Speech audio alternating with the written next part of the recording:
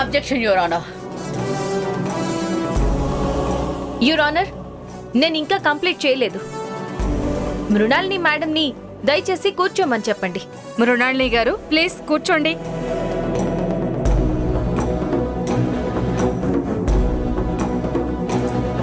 శైలజ గారు, మరి మీ తప్పులకి మీరు ఏం ఫైన్ కడుతున్నారు?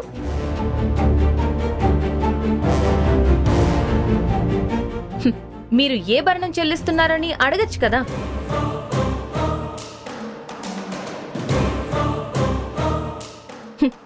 ఆయన నేను అడగడం లేదు, కంగారు పడకండి. అతను మిమ్మల్ని కొట్టాడు అనడానికి ఆధారాలు ఏమున్నాయి?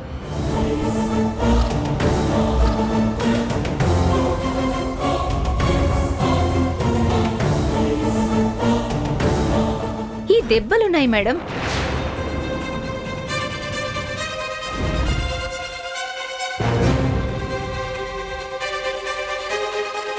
ఆయన చెప్పింది తప్పు అని ఎత్తి చూపించడానికి మీ ఒంటి మీద ఈ గాయాలున్నాయి. ఇవి ఆయన తప్పు అని ఎత్తి చూపిస్తున్నాయి.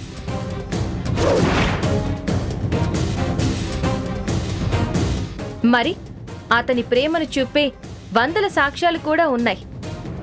చూపించమంటారా?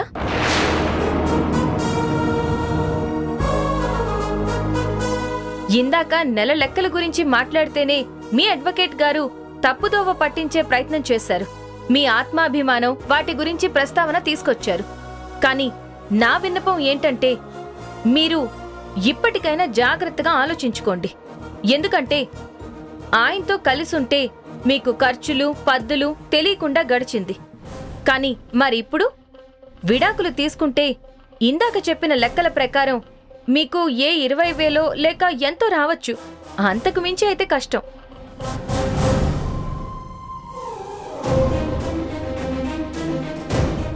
మీ అడ్వకేట్ గారు 20కి మీ ఆత్మాభిమానాన్ని నేను వెలకడుతున్నాను అని అన్నారు. అలా నేను చెయ్యలేదు. మీరే 1,00,000కో ఎంతకో వెలకట్టారు.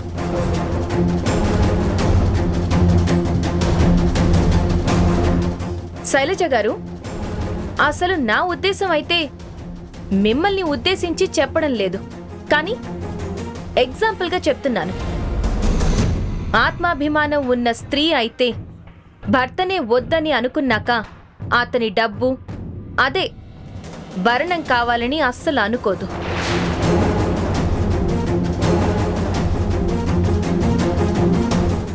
మళ్ళీ నొక్కి వక్కాణించి చెప్తున్నాను, ఆత్మాభిమానం ఉన్న స్త్రీ అయితే.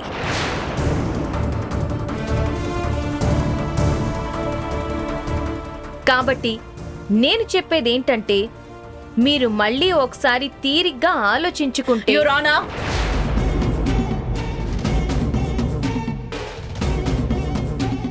ఝాన్సీ గారు చేస్తున్నది చాలా పెద్ద తప్పు. నా క్లయింట్ ని ఎమోషనల్ గా బ్లాక్ మెయిల్ చేస్తూ ఆమెని కన్ఫ్యూజ్ చేస్తున్నారు. ప్లీజ్ స్టాప్ చేయమని చెప్పండి. చూడండి శైలజ గారు, ఎవరో ఏదో చెప్పారని కన్ఫ్యూజ్ అయ్యి మీరు తీసుకున్న నిర్ణయాన్ని మార్చుకోకండి. ఎందుకంటే తర్వాత జరగబోయే నష్టాన్ని అనుభవించేది మీరే.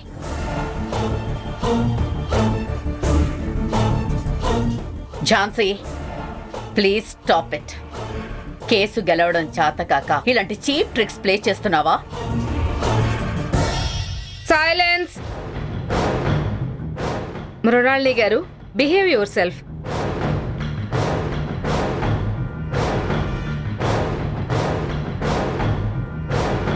The court is adjourned. We'll meet on next Thursday.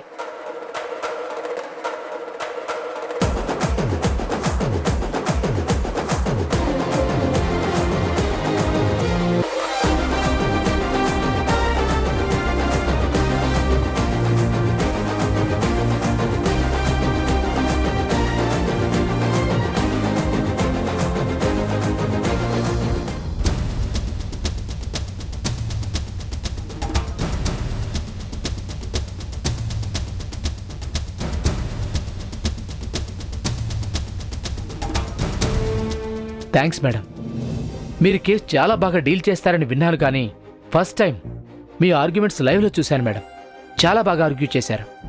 మనకి టైం కావాలని మీరు అడగకుండానే టైం తీసుకున్నారు. అది కూడా జడ్జి గారు తనంతట తానే కేసు వాయిదా వేసి డేట్ ఎక్స్టెండ్ చేశారు మేడం. నాకు పూర్తిగా నమ్మకం ఉంది మేడం. నా కుటుంబం, నా సంసారం చక్కగా నిలబడుతుందని. నా భార్య నా దగ్గరకు వస్తుంది మేడం. నిజంగా thank you madam. Thank you so much madam. ఇందులో నాదేమీ లేదు మహేష్ గారు. మీ భార్యపై మీకున్న ప్రేమ నన్ను ఈ పని చేసేలా చేసింది. మీరన్నట్టుగా, అనుకుంటున్నట్లుగా మీ భార్య కావాలని, మీరిద్దరూ కలవాలని నేను కోరుకుంటున్నాను. ఈ 2 రోజుల్లో ఈ కేసుకి సంబంధించిన డీటెయిల్స్ అన్నీ చదవాలి. ఈలోపు మీకు వీలుంటే మీ భార్యతో ఒకసారి మాట్లాడి మీ ప్రేమని తనకి అర్థమయ్యేలా తెలియజేయండి. లేదు మేడం, తను వినట్లేదు మేడం. వినకపోయినా మళ్ళీ మళ్ళీ చెప్పడానికి ప్రయత్నించండి. బతిమలాడండి. అవసరమైతే బుజ్జగించండి. ఒక బంధం కలుపుకోవడానికి మనల్ని మనం తక్కువ చేసుకుంటే పోయేదేమీ లేదు. ముఖ్యంగా మీ బిడ్డ భవిష్యత్తు మీరు తీసుకునే మీ నిర్ణయం మీద ఆధారపడుంది. తను నా ఫోన్ నంబర్ కూడా బ్లాక్ చేసింది మేడం. మీరు మాట్లాడాలి అనుకుంటే అది పెద్ద సమస్య చెప్పండి.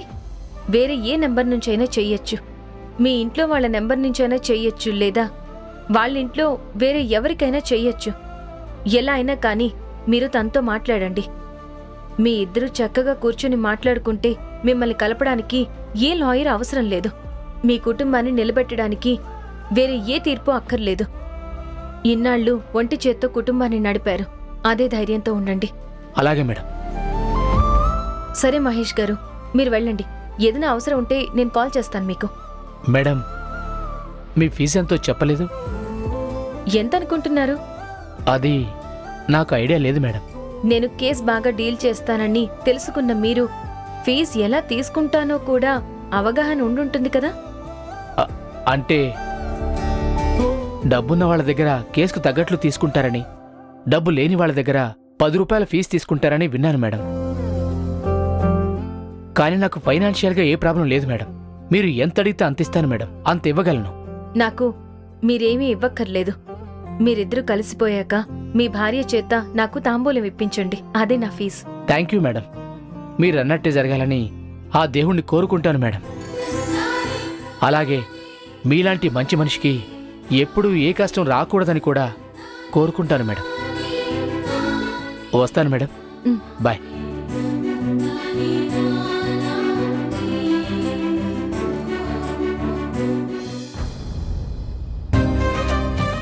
అక్కా, వస్తున్నావా? నాకు ఆకలేస్తుంది. ఇద్దరికీ వడ్డిస్తున్నాను. వస్తున్నాను పద్మ. తొందరేంటి? అయినా ఈరోజు రంగుల రత్నం సీరియల్ మొదలవకుండానే తినేస్తున్నావు. ఆల్రెడీ ఈటీవీ విన్ యాప్లో చూసేశానక్కా. సీరియల్ అంటే ఎంత డెడికేషనో. ఒక్క ఎపిసోడ్ కూడా మిస్ అవ్వవే. అక్క, ఈరోజు ఎందుకో కాస్త నీరసంగా ఉన్నట్టుంది. కళ్ళు బయర్లు కమ్మినట్టుగా ఉందక్కా. అందుకే వెంటనే తింటున్నాను. ఉదయం టిఫిన్ చేయలేదు కదా నువ్వు, అందుకే అలా అనిపించుంటుంది.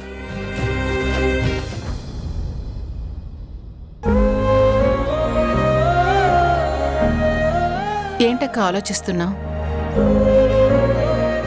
ఈ వంకాయ కూర చూడగానే గౌతమ్ గుర్తొచ్చాడు పద్మ. వాడికి వంకాయ అంటే ఎంత ఇష్టమో.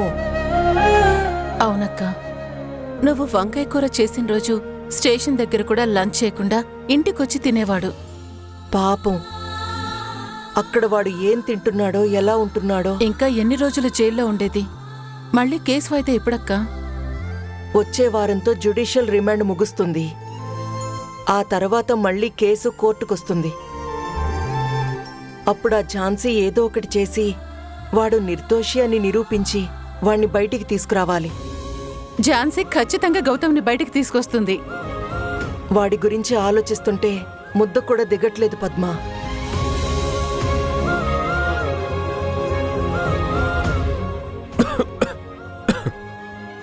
సార్ సార్, నీళ్ళు తాగండి సార్, తాగండి.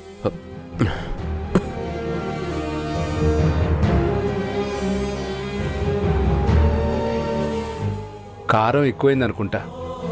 అంత ఐశ్వర్యంలో పుట్టి ఈ జైల్లో ఎలా ఉండగలుగుతున్నారో, ఎలా తింటున్నారో నాకేం అర్థం కావట్లేదు. Necessity is mother of invention అన్నాడు ఓ కవి. అవసరమే అన్నీ నేర్పిస్తుంది, అలవాటు చేస్తుంది. ఆకలి రుచెరగదు, నిద్ర సుఖమెరగదు అంటారు కదా. నేనిక్కడ తినలేను అంటే కుదురుతుందా? తినకుండా ఒక్కరోజు ఉండగలను, లేదంటే 2-3 రోజులు ఉండగలను. ఆ తర్వాతైనా నా లోపల పుట్టే ఆకలి నన్ను తినేలా చేస్తుంది. నిజమే సార్. నువ్వు అన్నట్టు నాకు కారం వల్ల పొలమారలేదు. ఈ వంకాయ కూర చూడగానే మా అమ్మ గుర్తొచ్చింది. మా అమ్మ చేతి వంకాయ వెన్నలాగా ఉంటుంది. అలా నోట్లో పెట్టుకోగానే మెత్తగా నానిపోయి కరిగిపోతుంది.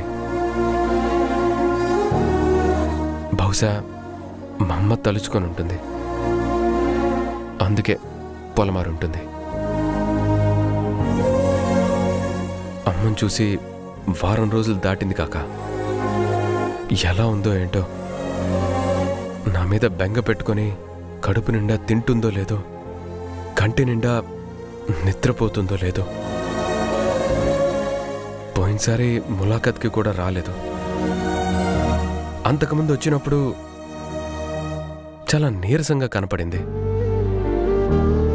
అసలే ప్రతి చిన్నదానికి ఉపవాసాలుంటుంది. ఇప్పుడు నేను జైలు నుండి బయటికి రావాలని, ఈ శిక్ష నుండి బయటపడాలని ఎంతమంది దేవుళ్ళకి మొక్కుకుంటుందో, ఎన్ని రోజులు ఉపవాసాలుంటుందో. అమ్మ గుర్తొచ్చినప్పుడల్లా ఇదే బాధ. ఎంత గొప్ప రాజైనా తల్లికి బిడ్డే అన్నట్టు స్టేషన్లో అంత సిన్సియర్గా ఉండే మీరు, ఖైదీల దగ్గర అంత కఠినంగా ఉండే మీరు, ఇలా మీ అమ్మ గురించి మాట్లాడుతూ కన్నీళ్లు పెట్టుకుంటూ ఉంటే మీలో ఒక పసివాడు కనిపిస్తున్నాడు సార్. ఇన్నాళ్ళు మీలో ఒక వీక్నెస్ కూడా లేదనుకునేవాడిని, కానీ ఇప్పుడు మీ అమ్మ మీద ఉన్న ప్రేమే మీ వీక్నెస్ అని అర్థమవుతుంది సార్. లేదు కాక, అమ్మ నా వీక్నెస్ కాదు, నా బలం, నా బలగం. ఎన్నో విషయాల్లో మా అభిప్రాయాలు వేరు కావచ్చు, కానీ మా ఇద్దరికి ఒకరి మీద ఒకరికి ఉండే ప్రేమ ఇసుమంత కూడా తగ్గదు. మీ మాటలు వింటుంటే నిజంగా మనసుకి చాలా హాయిగా ఉంది. జైల్లో ఉన్నా కూడా మీతో ఉన్న ఈ 4 రోజులు నాకు చాలా విషయాల్లో కళ్ళు తెరిపించారు. వయసులో చిన్నవాళ్ళైనా మీకు, మిమ్మల్ని పెంచిన తల్లికి, ఆ పెంపకానికి చేతులెత్తి మొక్కుతున్నాను సార్. కాకా, అన్నం చేత్తో దండం పెట్టడం ఏంటి? వెళ్ళండి, వెళ్ళి తినండి, వెళ్ళండి.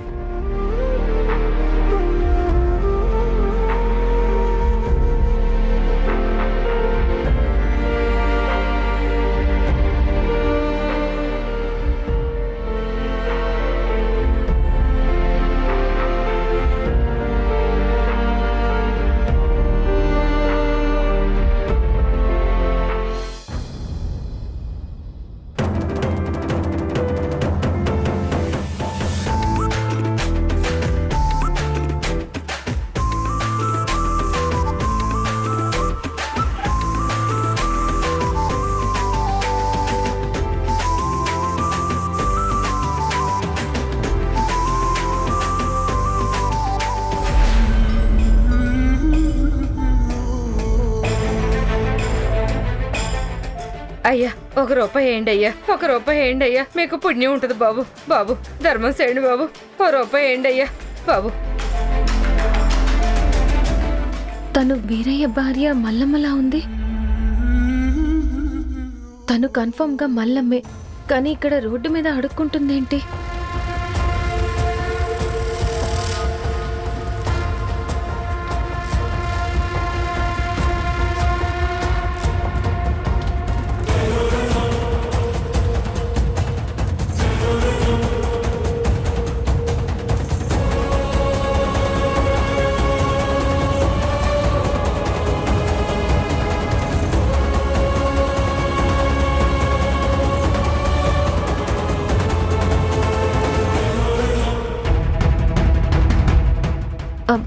ఇదేంటి ఇప్పుడే కదా వెళ్ళింది, ఇంతలోనే కనిపించట్లేదేంటి, ఇంతలోనే ఎలా మాయమవుతుంది?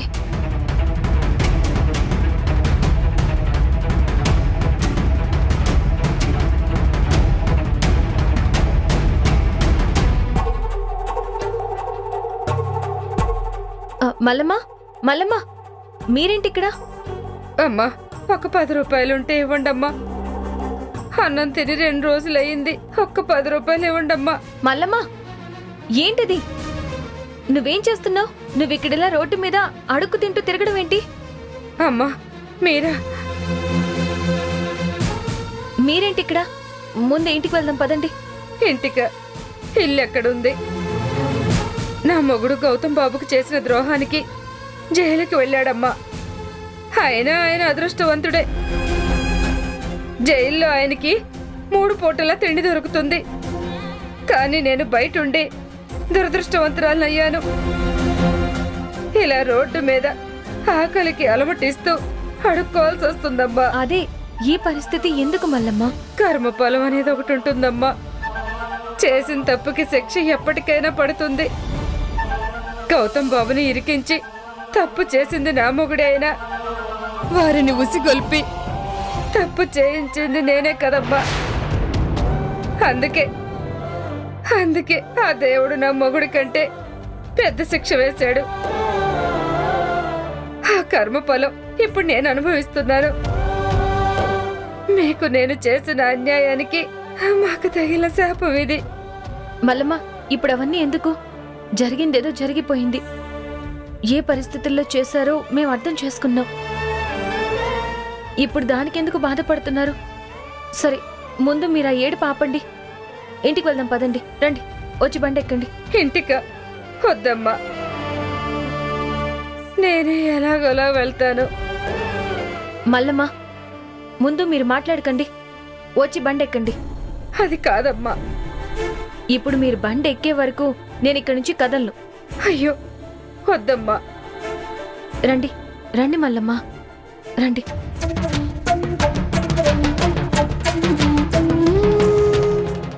రండి, పట్టుకోండి.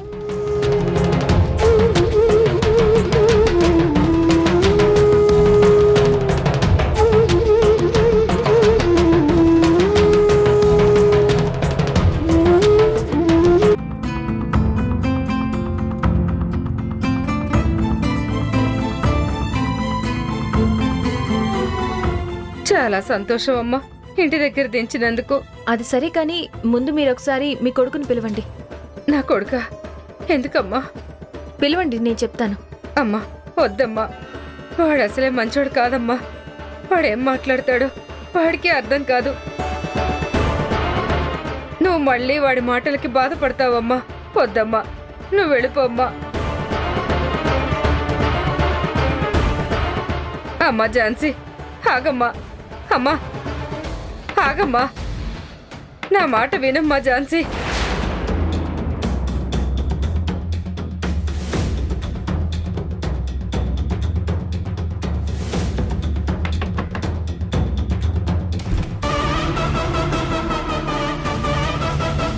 ఒకసారి బయటకు వస్తావా?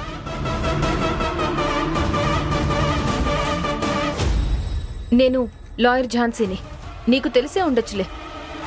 ఇప్పుడు నేను నిన్ను మీ అమ్మని ఇంటి నుంచి ఎందుకు వెళ్ళగొట్టావని అడుగుతానని అనుకుంటున్నావా? అస్సలు అడగను.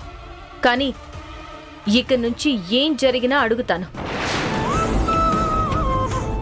నేనిప్పుడు ఇక్కడి నుంచి వెళ్ళిన వెంటనే ఆమె ఇంట్లో ఉండకుండా మళ్ళీ బయటికి వెళ్ళిపోయిందంటే నేను చూస్తూ ఊరుకోను. నిన్ను సెల్లోకి తోయించి 4 కుమ్మిస్తాను. అమ్మ అండానికి కూడా నోరు తెరవకుండా అయిపోతావు. అమ్మా, ఆడిని వదిలిపెట్టమ్మా. వాడు నన్నేమనలేదమ్మా. అబ్బా, ఏ నాటకాలు ఆడుతున్నావే? నా మీద చాడీలు చెప్పి ఇంటి దాకా తీసుకొచ్చి ఇప్పుడు ఏం తెలియనట్టు అమాయకురాల్లాగా నా ముందు ప్రేమ వలకబోస్తున్నావా? చాలే నీ నాటకాలు. ఏయ్, నోర్ ముయ్. ఏం మాట్లాడుతున్నావు? ఇదేనా తల్లితో మాట్లాడే పద్ధతి? నీ తల్లిదండ్రులు ఒళ్ళు హూనం చేసుకుని రాత్రి పగలు కష్టపడి నిన్ను పెంచి పెద్ద చేస్తే ఇప్పుడు ఇదేనా నువ్వు వాళ్ళకిచ్చే గౌరవం? ఏంటి వాళ్ళు ఒళ్ళు హోనం చేసుకుని కష్టపడ్డారా? వాళ్ళకి గౌరవం ఇవ్వాలా? ఎవరికి? తప్పు చేసిన ఆయనకా లేక తప్పు సమర్థించిన ఈమెకా?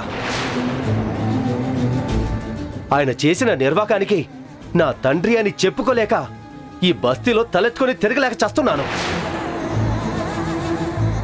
ఒక పోలీస్ ఆఫీసర్ అయ్యుండి దొంగతనంగా డ్రగ్స్ తీసుకున్నాడు. అలాంటి వ్యక్తి గురించి ఏ స్వాతంత్ర సమరయోధుడో లేక ఉద్యమకారుడు అన్నట్టు మీరు కలరింగిస్తున్నారు. మీరు ఒక లాయర్ అయ్యుండి మళ్ళీ వాళ్ళని సమర్థించడం. అవునులే, ఆయనతో కలిసి జైలుకు వెళ్ళిన ఆయన బాస్ మీ బాయ్ ఫ్రెండ్ కదా.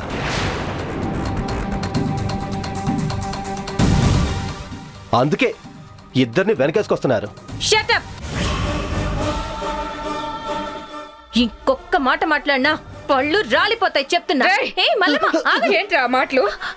అమ్మా మల్లమ్మ. నేను వీడిని చంపి ఇప్పుడే జైలుకి పోతాను. నువ్వు నా కేసు కూడా వాదించాల్సిన అవసరం లేదు.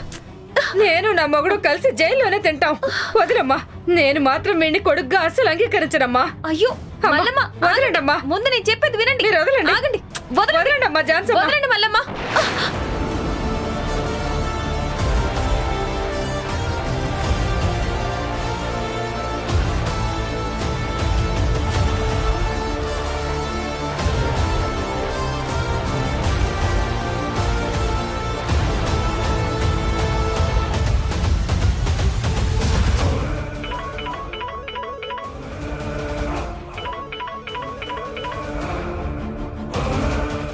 సార్, నేను అడ్వకేట్ జాన్సన్ మాట్లాడుతున్నాను. చెప్పండి madam. Attempt to murder case కింద ఒక నాన్ బెయిలబుల్ వారెంట్ ఇష్యూ చేయాలి. అలాగే మేడం, డీటెయిల్స్ చెప్పండి, నేను ఫైల్ చేస్తాను. ఇంతకీ మర్డర్ అటెంప్ట్ చేసింది ఎవరి మీద? నా మీదే సార్.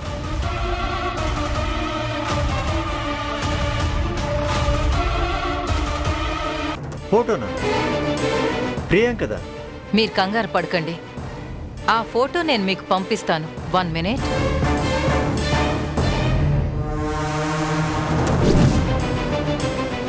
టామ్ భయ్య పెరోల్ మీద వస్తున్నాడంట. ఝాన్సీ పని మనం చేయలేదని టామ్ భయ్యే వచ్చి చూసుకుంటాడంట.